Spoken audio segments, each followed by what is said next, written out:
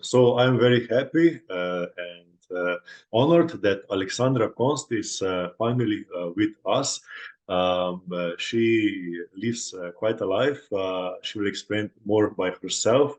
And after 10 years of studying Arabic, Hebrew, Hindi, religious science, and Hermetic philosophy, she also spent 5 years in crypto as editor-in-chief. And now she is dedicated to her educational Proof of Talk podcast and building libertarian school for children. And Aleksandra lives a free lifestyle, and she will lead us through the paths of the crypto world. So I'm very happy that we have finally arranged the right time, right place, and time is yours, Aleksandra. Nice. Thank you so much. And thank you so much for the introduction and the invitation, of course, as well. Yeah, I would like to start with introducing myself because I think a lot of people don't know me, and that's not a shame. So in general, I will be talking about the crypto market and the special focus on development and potential. But before, I want to mention how I fell into the Bitcoin rabbit hole and how that whole history started in my life and what my outlook is, because I think it's quite important to know because of interpretation and so on. So I fell into the Bitcoin rabbit hole in 2015. At that time, I was still studying my master's degree, Arabic, Hebrew, Hindi, like languages a lot, history in Berlin. So something completely different from the crypto market. But that didn't really hindered me to fall into the rabbit hole. And Bitcoin really fascinated me. And I must say there was nothing before that fascinated me as much as Bitcoin, maybe besides my son. And before I finished my master thesis, I started to work as a ghostwriter for different German crypto magazines. And I found out I really like writing, so I started to write my own name for some of the biggest crypto news media outlets in Germany. I think that was in 2017. In 2013, my son was born, and I quickly realized I'm not into this traditional school system, all this centralized systems. I didn't really get the feeling that this is the right for me or my son. So we left Germany quite quickly. I think in 2018, we went on a full-time travel around the world. And I think there's a lot of parallels between this bubble that you live in if you don't want to send your kid to school, or this bubble that you live in if you're not really happy with the current financial system. So yeah, thanks. Since 2018, we traveled full time. Before that time, we traveled like half the year. And I was working then as a journalist, and I was somehow juggling being a single mom, traveling, and having a cat with me and my job. Then I started studying at the Frankfurt School of Finance and Management with focus on NFTs and blockchain. And in 2020, when this whole Corona situation came up, we were at the Canary Islands, and so we stayed here. And spoiler, we still live here because it's just awesome here. And I think this whole nomadic lifestyle really led me to erase all of these patterns, all of this maybe even fraudulent patterns I learned in school in Germany and all my childhood, maybe even. And I really could let go of this expectation, like my kid needs to go to school. I need to want to use the US dollar or euro. And with all this freedom, there came, of course, a lot of insecurity, but at the same time, crypto was on the rise. So I still had something to hold on, and that gave me a lot of hope. And this is what it's all about. So we will come back to that point at a later stage of this talk. Yeah, and when I settled down here on the Canary Islands, I started to work for Being Crypto as team lead and editor-in-chief. And the German part of Being Crypto became the second biggest crypto media news outlet in Germany. And at the end of last year, I quit that position because I wanted to concentrate more on my child, on unschooling, on deschooling as well, deschooling myself again. So I spend a lot of time thinking, reading, talking about decentralized education, which I think is an important thing to keep in mind, because we all, I think at least, we all need some deschooling and decentralized education for ourselves to really be able to see what is happening out there and to keep ourselves safe. So I want to dive into the topics: what is money, what is Bitcoin, and of course, what is the potential and development of the crypto market in general. And yeah, if I do something stupid, you just tell me, yeah? I can ask you, how old is your son? My son is 10 now. 10? He's a big boy now. Mm-hmm. He's grown up. He doesn't need me anymore. No, he's cool. Yeah. That's crazy when Good job. Now. Yeah, I hope. But when I look at him, I'm proud. And I'm like, oh, I could make another one because I'm really good at that. But let's see. It's very time consuming. Let's see if this is working out. Yeah, so I had a look at the question, what is money, quite a lot. So I've been discussing this on stage and in so many interviews with so many people. And the best, I think, interpretation I found is by Mises Institute. And the Mises Institute tells us money is a commonly used medium of exchange. People wishing to achieve their ends often have to trade. They can exchange their goods directly if they have matching preferences and suitable goods, or indirectly with the help of another good, the medium of exchange. I think this is what money is. And what I found quite interesting is that this doesn't say US dollar is money or euro is money or any of that. So it's not necessary that we use a central bank currency. This is just what we agreed on, what we were born into. So if we were born like a couple of 100 years before, the situation was much different. And maybe in 100 years in the future, the situation will be much different again, because what we see now is maybe the failing of exactly these central bank currencies. I don't know. So what I found really interesting as well, and I don't want to hide that from anybody, I want to tell it everyone, is a quote from the Austrian-British economist and political philosopher Friedrich August von Hayek.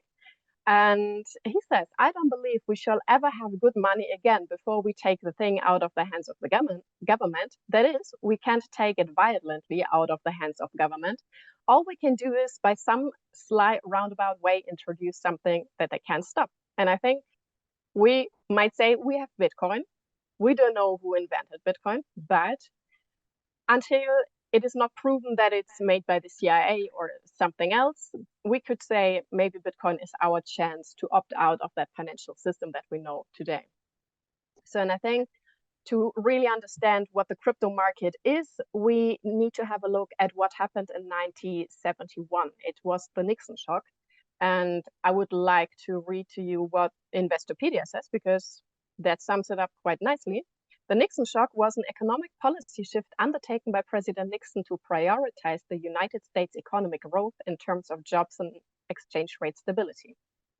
And we hear a lot of these statements today again, so we should be very cautious. The Nixon shock effectively led to the end of the Bretton Woods Agreement and the convertibility of US dollar into gold. So this is pretty important. The gold standard ended there. And it was said it's just for quite some time, but I think we have 2023 now. That is a lot of time. So it goes on. The Nixon shock was the catalyst for the stagflation of the 1970s as the US dollar devalued. So we have devaluation of money once again. And thanks in large part to the Nixon shock, central banks now have a greater degree of control over their own money, making it easy to manage variables such as interest rates, overall money supply, and velocity. So I think this sums it up quite nicely. The control over their own money lies in the hands of the central banks. So it's highly centralized, and it's not a secret that some entities out there controlling that. So, and we see that again, it's called inflation. So, and the last point was, many decades after the Nixon shock, economists are still debating the merits of this massive policy shift and its eventual ramifications. That is quite nice, because we didn't see any change of that. It happened more than 50 years ago, and we still have the same situation, the same problems. But the situation changed for us because now we have Bitcoin and crypto in general. So I would like to say a few words about Bitcoin and what Bitcoin really is. Bitcoin.org tells us Bitcoin uses peer-to-peer technology to operate with no central authority or banks. That is interesting. Managing transactions and the issuing of Bitcoins is carried out collectively by the network. Bitcoin is open source. Its design is public. Nobody owns or controls Bitcoin, and everyone can take part. Through many of its unique properties, Bitcoin allows existing users that could not be covered by any previous payment system. I think we can agree on that. And it looks like quite the opposite of central bank currency. And let's deep dive a bit into how Bitcoin started to really understand the value of crypto and Bitcoin that we have in our hands today. So Bitcoin started in 2009 with a Genesis block. And behind all of that is Satoshi Nakamoto. We still don't know who that is. And we already said it's peer-to-peer, it's decentral, it's open source, it's for everybody, it's blockchain related, and it's deflationary by nature. So this is maybe interesting when we see what is happening in almost every country today. We see inflation, and it's not by incidents. Am I stupid? Is incident? Or maybe I forgot the word. By incident? No, by chance. Oh, of course. Sorry. Yeah, it's not by chance that we see all this inflation all over the world, because we live in a crisis state. And Bitcoin is the exact opposite of that. And we call it digital gold, but it outperforms gold in several layers. For example, there is like 50,000 tons of gold, approximately, not discovered gold on our planet. And we don't know. And we don't know if we might discover another planet, if there is even more gold out there. And this will have an impact on the price, of course. With Bitcoin, we can be very sure, because there's a limited supply of 21 million. And there are not a lot of coins to mine. So the biggest part of the coins are already on the market, so we know what we're dealing with, and nobody has any impact on this, on these coins or on the supply.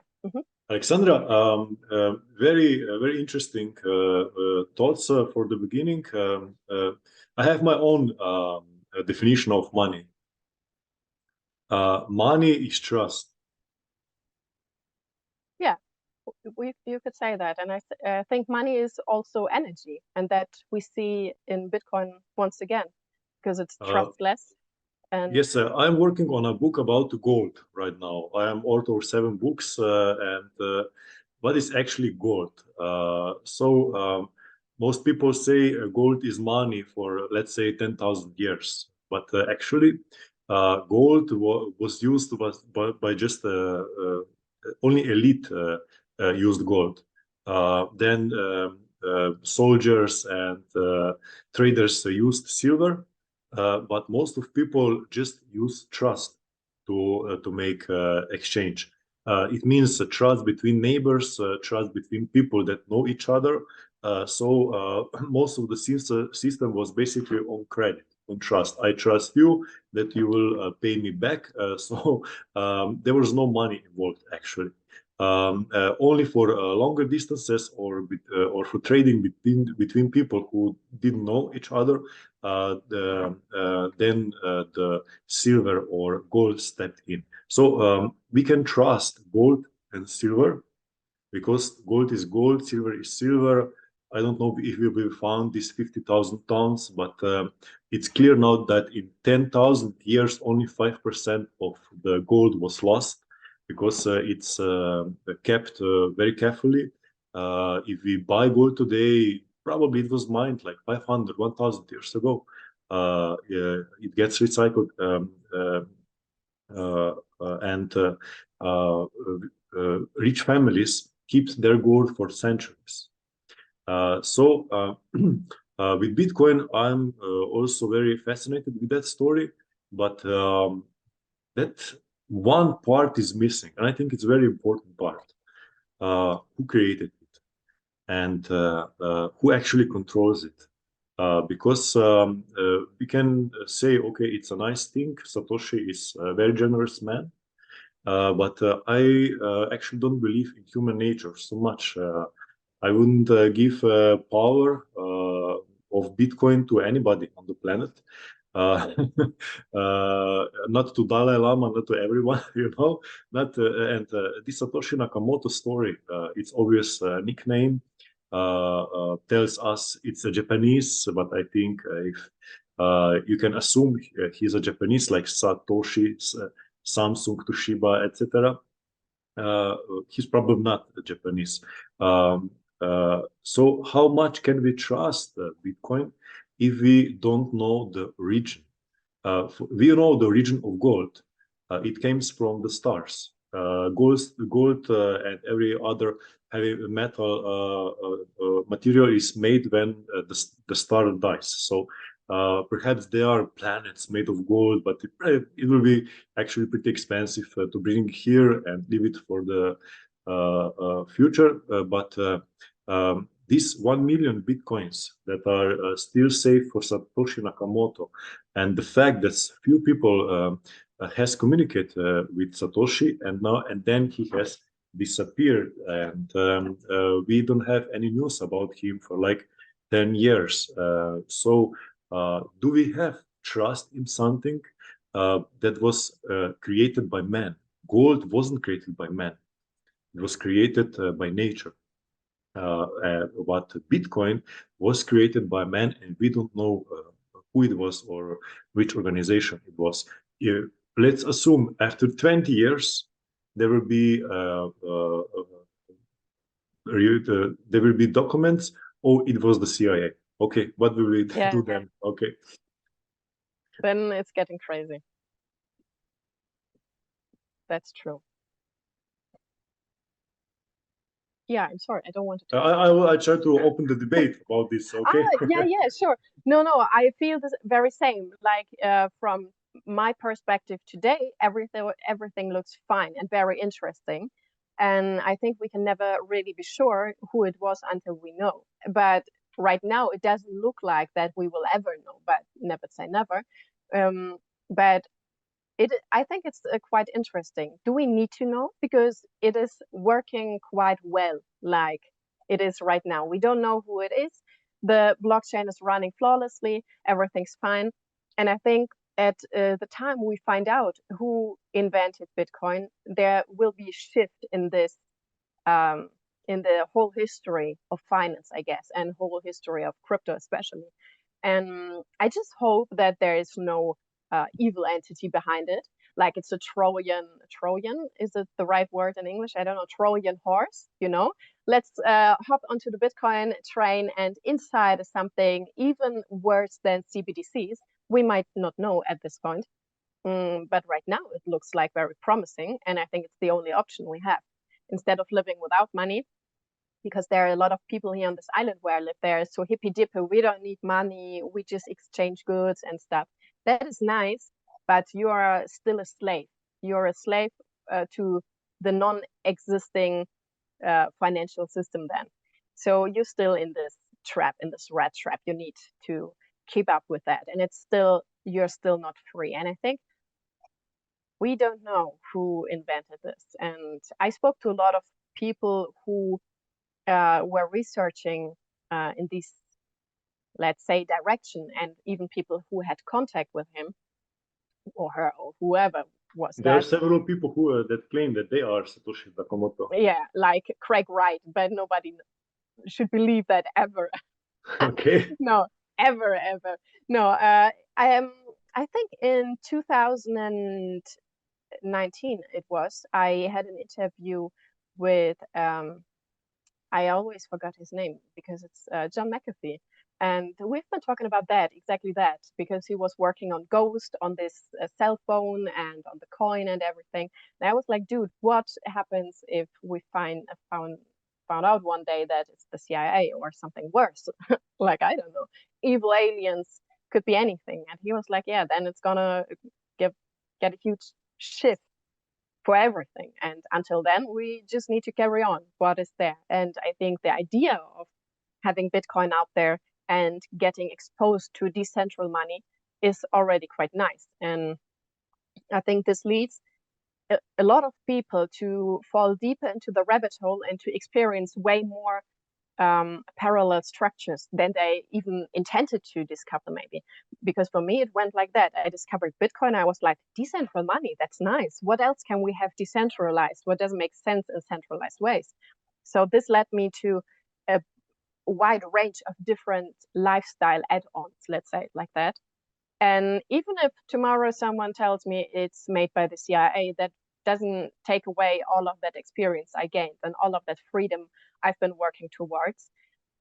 And even if it's just a scam, it has been a really nice time then until we discovered that. And I think I enjoyed the process a lot. And the day we find out who created all of that will be a very special day, of course.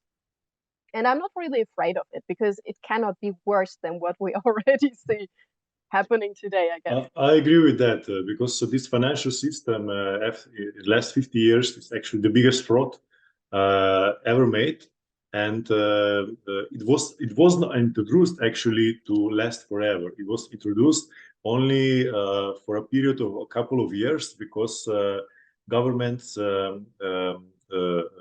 use this paper money financial system without any coverage in gold when they need to fund wars. They don't use it for good stuff. They always use it to fund wars. And at that time, there was a war in Vietnam in progress, and it costs USA a lot. But so they said we will use it for a couple of years. But then, of course, governments see the opportunity to seize all the power. We can print the money. You must work for it, and you must give back actual results. So that's the biggest fraud. But before that, it was like a gold standard for about 100 years. And before that, it was actually a silver standard or bimetal standard of gold and silver. But history teaches us that even if we use solid gold or solid silver, we are not free of governments, because the governments always try to corrupt the system, always try to manipulate, and they actually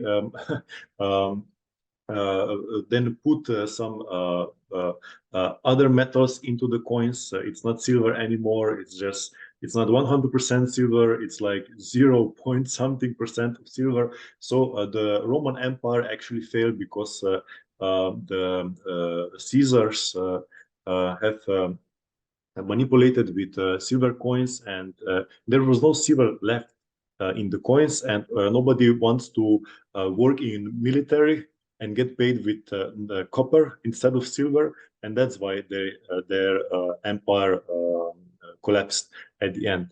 But something is worrying me here about Bitcoin. This peer-to-peer. Okay, if we have gold, if we have silver, even if we have paper money, it's easy to say it's peer-to-peer. I have money, you have goods, let's exchange. It's easy. But for Bitcoin, you need to have some technical knowledge. And from my point of view, 99% of people doesn't have this technological knowledge. How is then peer-to-peer? It's then closed in a circle of programmers. Might be. What I see is when I came here to that island, there I knew nobody who was into technology, because people here are very hippy-dippy. And the further the situation got out of hand out there, the more the people are like, no, now you tell me how I can use Bitcoin and Lightning. And it is so easy nowadays. You don't really have to understand anything of what you do there. You just have to have someone who gives you 5 minutes of their time to explain to you how it works.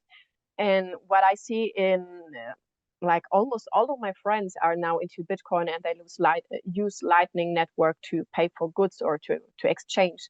And I think it's so easy, especially with the Lightning Network. you don't have to know. And my son, he is 10, and I think when he was 5 or 6, he started using his own Lightning wallet, and it's way easier for him Because he somehow didn't go than to a normal school. yeah, it's a way easier than managing a bank account, because Lightning, you are your own bank. You have this wallet with a few clicks. You send your invoice, blah blah. It's done, and it's like within a couple of seconds you just see results. And with his traditional bank account, he just started to be into that and to have a look, because he needs it to buy new computer games or stuff, because there's not a lot of computer games you can buy with Lightning at this point. So he needs to have a look into the fiat system, and this is way more complicated for him than Lightning. And he's not really, I think he's smart, but is he really that smart? I don't know. That Or I he's think, for sure the I don't know. smartest kids on the world. I hope he is the smartest kid on this planet. But let's be true here. I don't know. So if a 6-year-old can manage it, I think, and my grandma is even into it. So I think technology is that's not a reason anymore to be afraid that this might not spread. I think it's too easy to use it, and everyone has a phone. And it's Okay, just then my last worry about Bitcoin, this similarity with gold. Okay, gold was always seized and kept by elites. Okay, and I have made some researchers who owns the most gold on the planet, and I think you know who owns the most gold on the planet. What do you say? maybe me. It's me. This is why I got invited. No, I think maybe Switzerland. Is it Switzerland? Yes, there are about 8,000 tons of gold. That is actually not so much, because there is so much in federal reserves, in gold reserves from the United States. But one person or one family. Mm-hmm. This evil elite Rockefeller, or even higher. So, royal family of England Oh, really? Wasn't it owns. that they discovered the cellar with gold and it was empty or something like that? Yes, yes. Yeah, that was hilarious. I Yes, love yes, that. we have lost our gold. Yes. It's 4,000 tons of gold. Oh, crazy. 4,000 tons of gold. That's actually half of the amount that Fed has it. So American Central Bank, and half of gold that is stored in Switzerland. And there are, of course, other powerful families like Rothschilds and others. And perhaps Saudis, they perhaps had a similar amount of gold. And even Emir of Qatar, this is teeny tiny spot on the map, owns 1,000 tons of gold.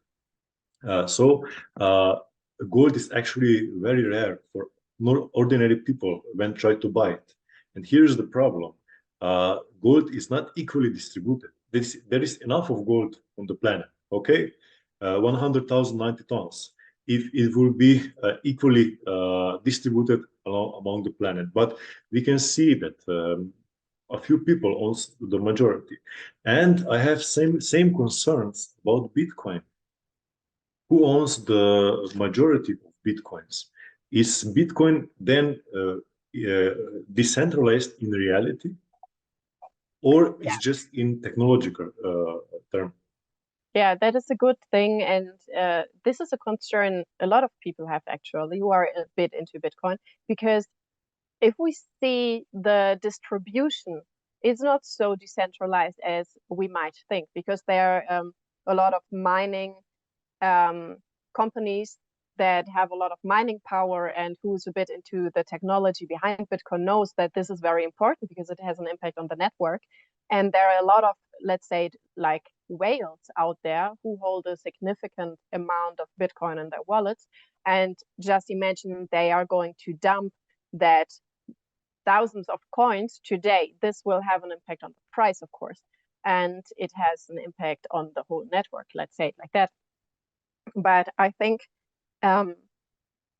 the way Bitcoin works, and especially if we consider Lightning Network a good add-on for that.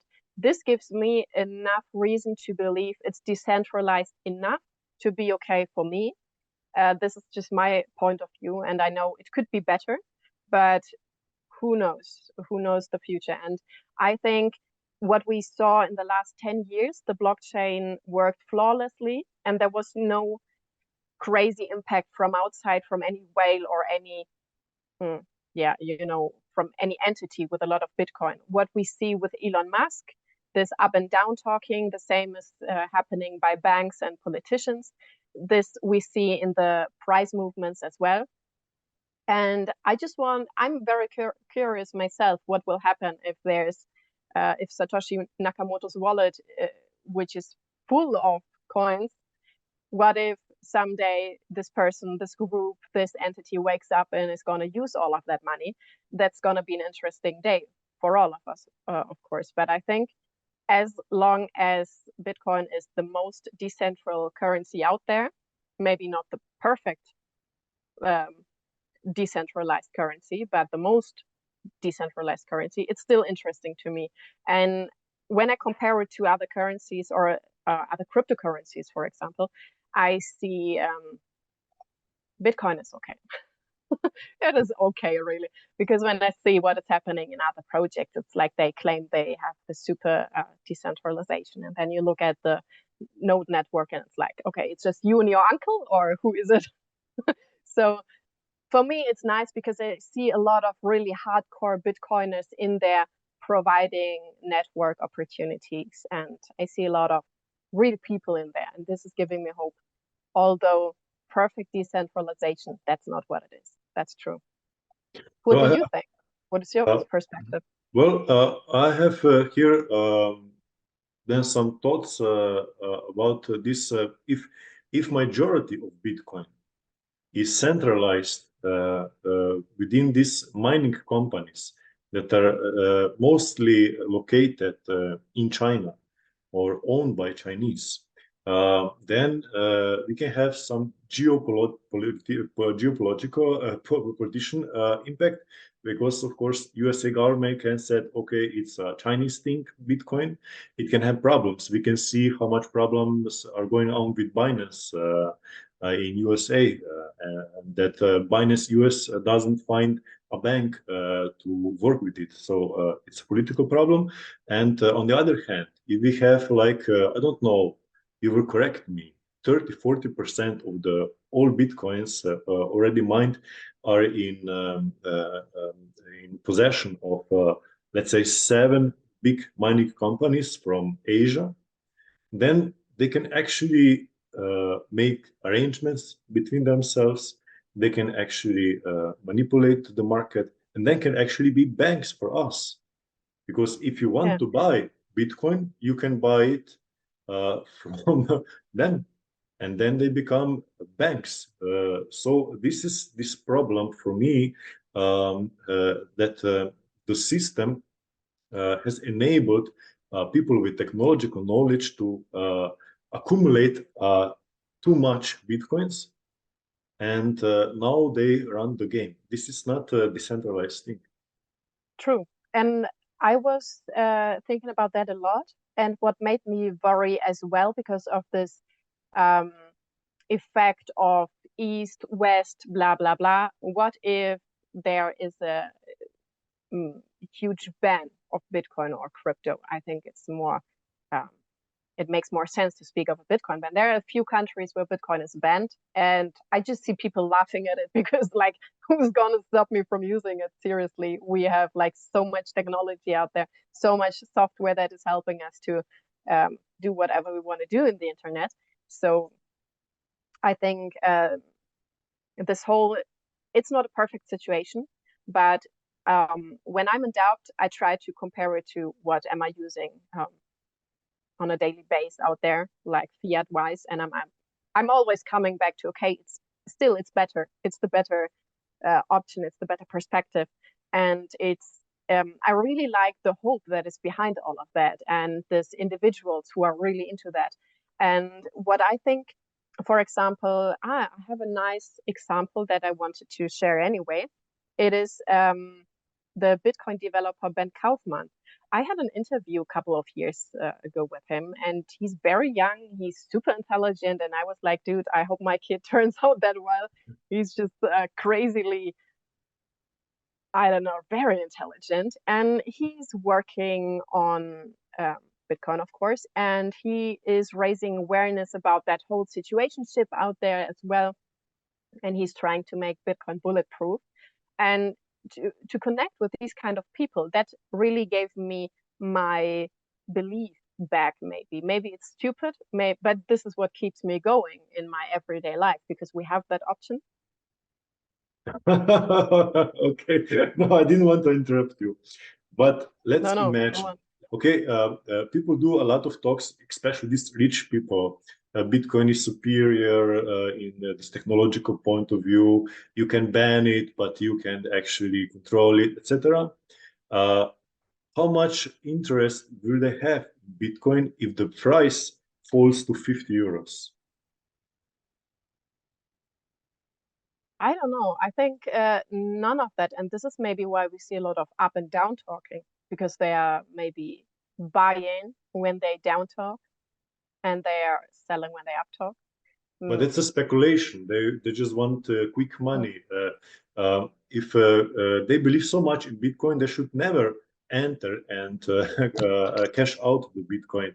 Because if you go into the Bitcoin, then do cash out in euros and dollars, then you actually are betraying the idea of Bitcoin. Yeah, maybe. Yeah, because I think you don't sell your Bitcoin. You use it, but you don't sell it. And if you use it wisely. So this whole up and down talking, or this whole movement around individual Bitcoiners, I can't take that seriously. And I can't really understand why people were like, oh my God, PayPal is in it. It's such a huge thing. No, it's the wrong thing. They shouldn't be in it. They should not be using it. It's our money. It's people's money, of course. And I have the same feeling that these entities may be not using Bitcoin for what it is actually, but we cannot stop anybody from doing what they do. And at the same time, I try to concentrate on my way and don't have a look at what other people do or entities or whatever, because I think as long as it's working out for me as an individual human being, I don't really care if PayPal is in it. I don't really care if any company out there. Excuse me again, please. BlackRock is coming. Yeah, BlackRock. Like, I think they are using it for a different purpose, and that's fine. Because I talked to someone, he's a Monero influencer, and my favorite sentence by him is always like, they try to ban guns because we use it for bad things, but the guy who is robbing the bank also wear shoes. So maybe we should ban shoes as well, because we run with that when we commit a crime or something. And I think Bitcoin is a tool like everything else out there. It's an energy, it's a tool, and whoever is using it for their purpose, they're free to do so. But that doesn't really take away what it is for me or for the community I'm in. And I need to admit, it's a bubble. Yeah, it's that's actually my problem with the whole crypto thing. Let's say from at least from the year 2017. But let's keep on our track. So where do you see future of Bitcoin and other crypto industry in, let's say, in 10 years? Yeah, that is a good question, because I think the development of what is actually happening on this planet was never more confusing to me than right now.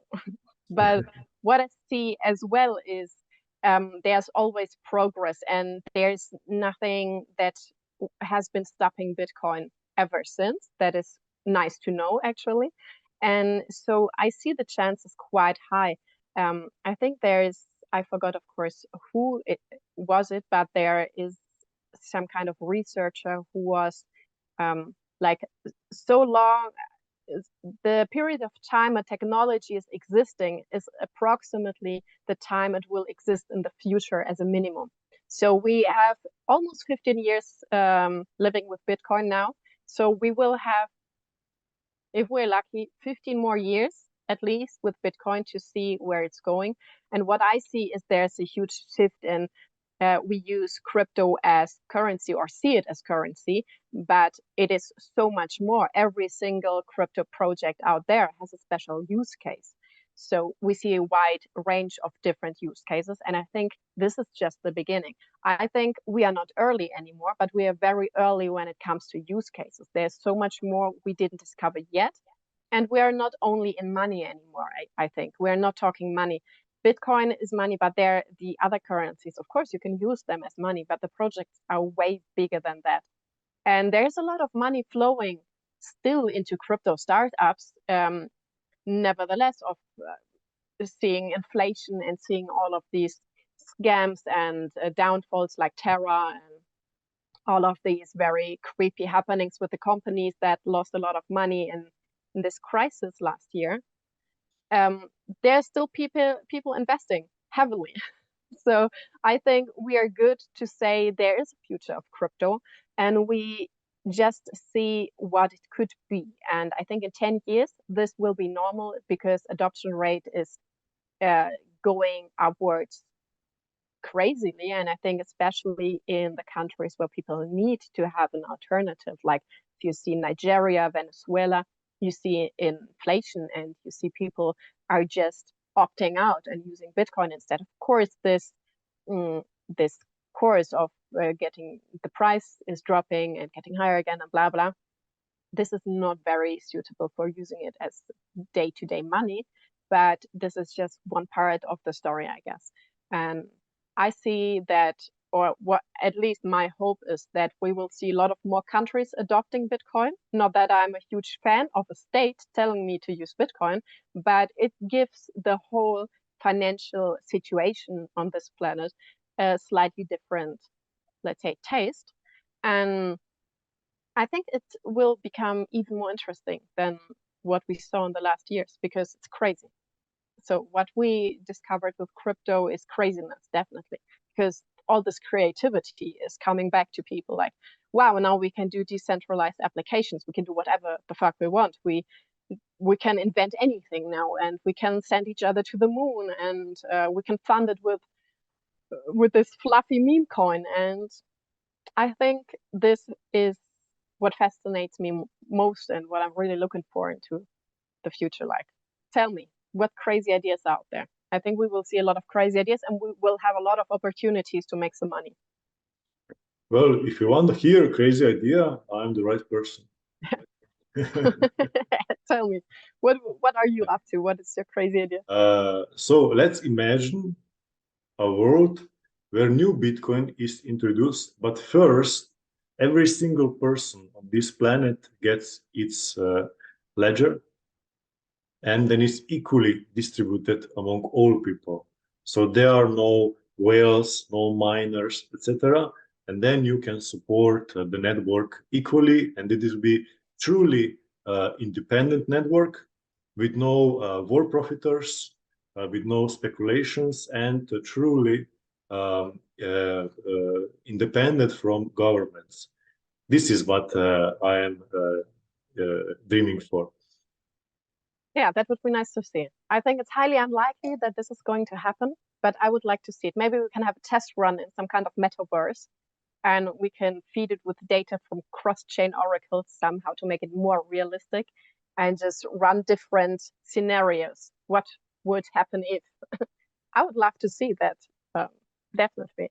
And what I'm curious to see as well is how this combination of currency and other different use cases on top is working out, because that is just crazy. We never had that. We just had money and use case oppression, but now we have money and use case funding projects, going to the moon, having decentralized exchanges, insurance, and supply chain management, and so on and so on.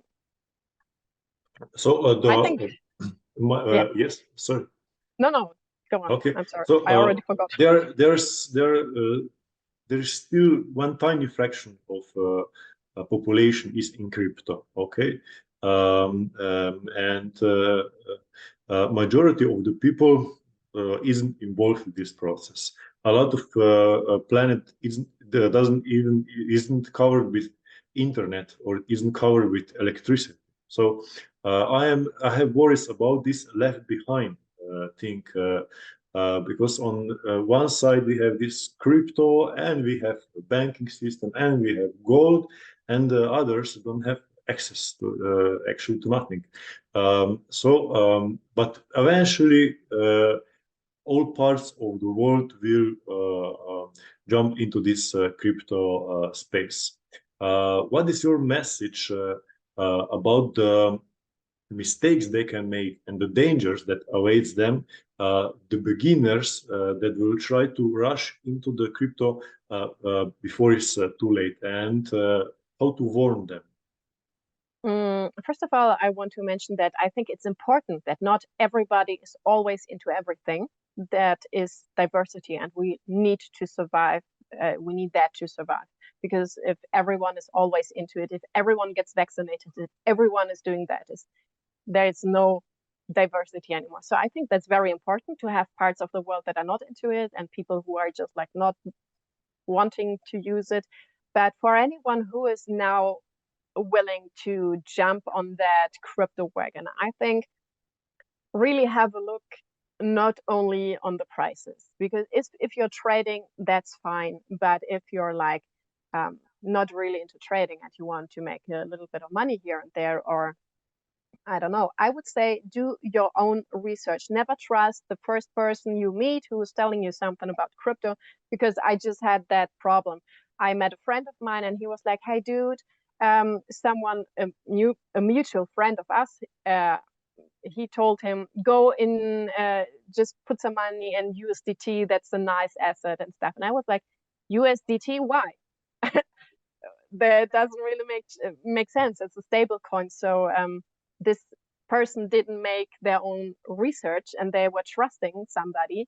They thought that they were trustful, but in the end, turned out was a stupid idea to have $2,000 in USDT in your wallet for years.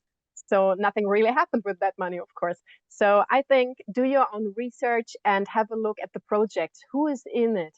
What is the track record of these people? What is the main goal of the project? Do they want to go to the moon? Do they want to save the wildlife? Do they want to establish a mega city in the Amazon jungle? Or what is the goal behind all of that? And if you're not into that, don't invest. That is my thing. I would never invest in Ripple because it's a bank coin for me. So don't do that. And don't get nervous. Never check prices. If you're in long term, then be relaxed about it. And if you're sure about your investment, you don't have to check every day. And I would advise people not to, because I never check prices. I live my life very happily, maybe stupid to do so, but it gives me a lot of anxiety to be always behind these prices. And yeah, the most important thing is don't rush. You have all the time in this world. It's never ever too late. And if you miss the crypto bandwagon, you will have another opportunity to make money in your life. But I think there are so many opportunities to lose money. It's just smart to wait a bit, because even if we stay in fiat, it's inflation and it's getting less and less worthy. But it is maybe more intelligent to wait and be in an inflationary currency than rushing into things. I think you need to see that quite like a relationship with your money, and doesn't matter where that money comes from. It's still some kind of energy in your life that you need to survive and to have a free lifestyle. So treat it with caution and with a lot of awareness, I think, and stay tuned. And I think that is maybe even more important. Don't panic, no matter what's happening out there, because if you rush into things, you might oversee a very important detail. If it's just one digit of your wallet ID, you will lose your funds if you send it to the wrong wallet address. So take it slow, and you have all your life, and nothing is so important to stress about, but your everyday freedom, and it's just money. It is important, but in the end, take your time, make research, and you have to feel really good with what you're doing. And I think if you found someone who you can fully trust, and the most important thing is to check the facts by yourself and then decide who you're going to believe, and stay decentralized when it comes to knowledge. There is not the one source you need to ask for advice. It's more like a collective you are in and you're part of. And I think crypto is way more than money and trading and making money. It's a lot of times also about who are you, what do you want, and in which direction you want the world to develop, I guess. So be open-minded, and I think have fun, make it fun, and don't cry over a lost couple of hundreds or even thousands. I lost so much money because I forgot. I forgot it was on that exchange. I forgot it was on that wallet. So it is what it is. And just treat it with respect, I think. And I think that is what a lot of people don't do, because fiat money is maybe not the thing we do respect a lot, because we are used to it. And when it comes to crypto, we lose the attachment to the worth of what we're doing. So that's Aleksandra, my side. Thank you for that. Which other blockchain do you like except Bitcoin? That is a tough question. There's just one. I like Monero because it's private money. I really like that idea of having private transactions. But I need to say there are a lot of projects out there that are interesting. But what is really competing, maybe not even competing, but comes close to the same amount of wow effect, is Monero for me. Aleksandra, can you introduce us your podcast? Yeah, sure. At the moment, I'm working, maybe I didn't give you that update yet. I'm sorry if I didn't. Yeah, at the moment, I'm working on my own project. It's called the Wildlife Podcast. It's about unschooling, decentralized education. And yeah, I would say the topics are from Bitcoin to beaches and everything in between. How you live Web3 lifestyle, how you do educate yourself, your kids, how to de-school, what that means, and overall freedom lifestyle, and how to be self-sovereign, and not only financial wise, but just have a good life where you are not so dependent on central authorities. That is. Can you share on the screen the address of the podcast so people can find you? I don't have anything yet. We are about to publish this or next week our first episode, because we've been working. We wanted to publish in March already. I know we are late, 6 weeks already, but we found so much joy in perfectionizing every detail of it. And we've been re-listening to every episode. We already recorded 6 or 7 episodes. So there's a lot of stuff coming, and no results yet. I'm sorry. Okay. But you already have a published blog. Also, no, we don't have anything at the moment. We just opened up a LinkedIn page, and that is what it is. Okay, so people can then follow you on LinkedIn page. The name is Aleksandra Kons. Exactly. Yeah. Okay, so you're welcome to follow Aleksandra Kons on LinkedIn. You will find there everything. Okay, more information. I would share everything there. Nice. Thank you so much. Okay, Aleksandra, perhaps final thoughts for today's talk? Yeah, I think my final thoughts are we wanted to talk about potential and development, and the baseline is there's a lot to come. Stay curious and open-minded, and I think we're heading into very interesting times, not only money-wise, but in general. So take it or maybe take this whole cryptocurrency market as a part of a huge adventure. Okay. Adventure it is. Yes. Yeah. So it was really nice talking to you. It was worth of waiting, and I hope that we make some other things in the future. Sure. Same here. Thank you so much. Really. Okay. Have a nice day, Aleksandra. Thank you You very too. much. Adios. Bye-bye.